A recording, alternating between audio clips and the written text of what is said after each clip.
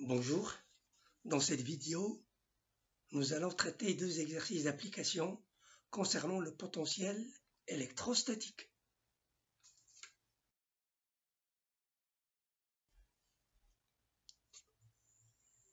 Exercice 1.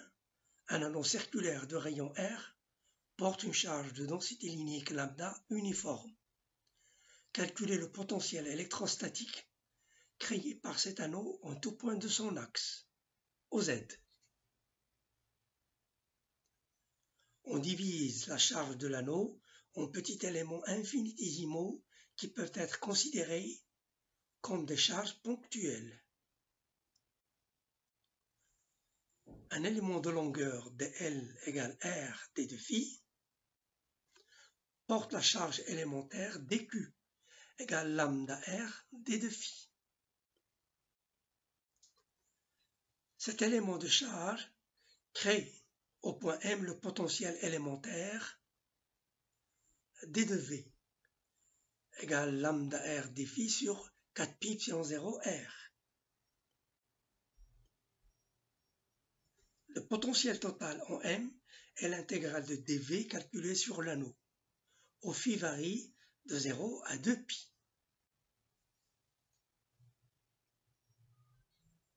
On obtient V de M égale lambda R sur 2 epsilon 0 racine carrée R carré plus Z au carré. Relation générale, quelle que soit la position du point M sur l'axe des Z.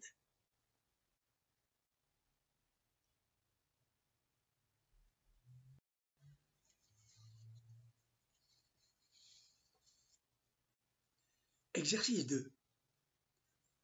Soit un disque de rayon R uniformément chargé avec une distribution surfacique sigma positive. Calculez le potentiel et le champ électrostatique créé par ce disque en tout point de son axe, OZ. On divise la charge du disque en petits éléments infinitésimaux d de q qui peuvent être considérés comme des charges ponctuelles. Un élément de surface d de s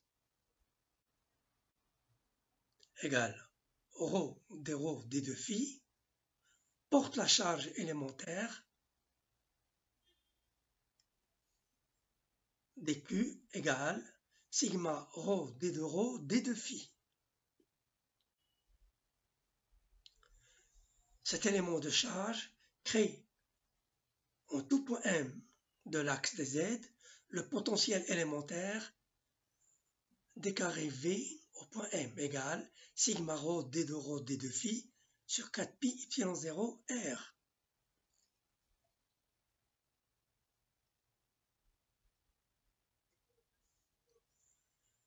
Le potentiel total en M est l'intégrale double calculée sur toute la distribution de charge, c'est-à-dire sur tout le disque.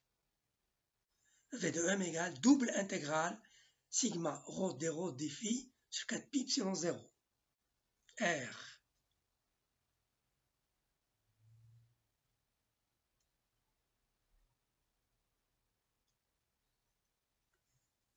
Intégrons une première fois sur phi de 0 à 2pi, soit dv égale sigma ρ d de ρ sur 2 epsilon 0 racine carrée de ρ au carré plus z au carré.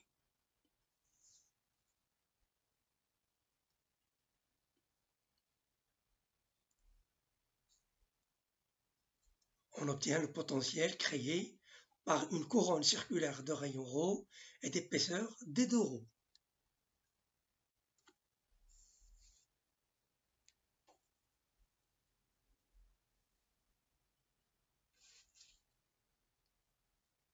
Intégrons une deuxième fois sur ρ de 0 à r, on obtient ainsi le potentiel total de tout le disque.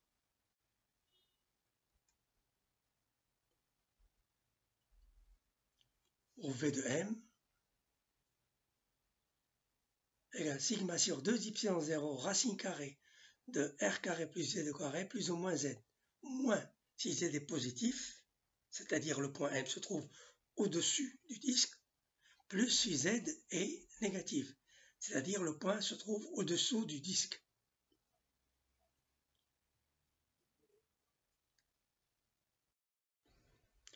Dans la suite du problème, nous allons déterminer le champ électrostatique produit par le disque chargé. Propriété très importante. Tout plan contenant l'axe des Z est un plan de symétrie de la distribution. Conséquence. Le champ E est porté par l'axe des Z. Et la relation E égale moins grade V se réduit ici à E égale moins dV sur D de Z.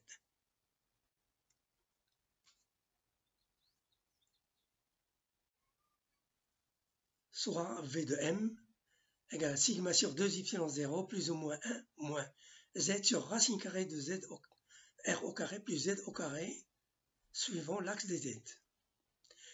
Plus si Z est positif, moins si Z est négatif.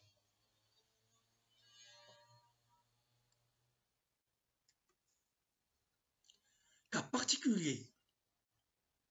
Lorsque R tend vers l'infini, le disque devient un plan.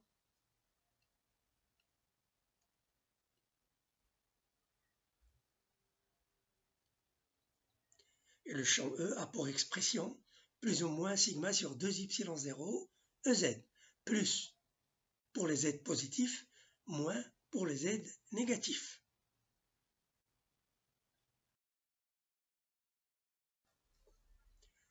Dans le tableau suivant, on donne l'expression de V créée par le disque pour Z inférieur ou égal à 0 et Z supérieur ou égal à 0. La figure ci-dessous donne la variation du potentiel en fonction de Z. À noter que le potentiel V est une fonction continue et définie en tout point de l'axe des Z.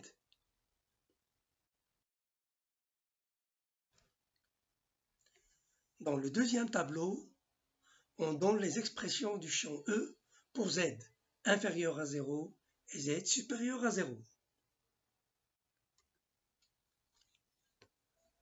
Et la figure ci-dessous nous donne la variation de E en fonction de Z. À noter qu'à la traversée de la surface chargée, le champ E subit une discontinuité de l'ordre de sigma sur y0. Merci pour votre attention et à la prochaine vidéo.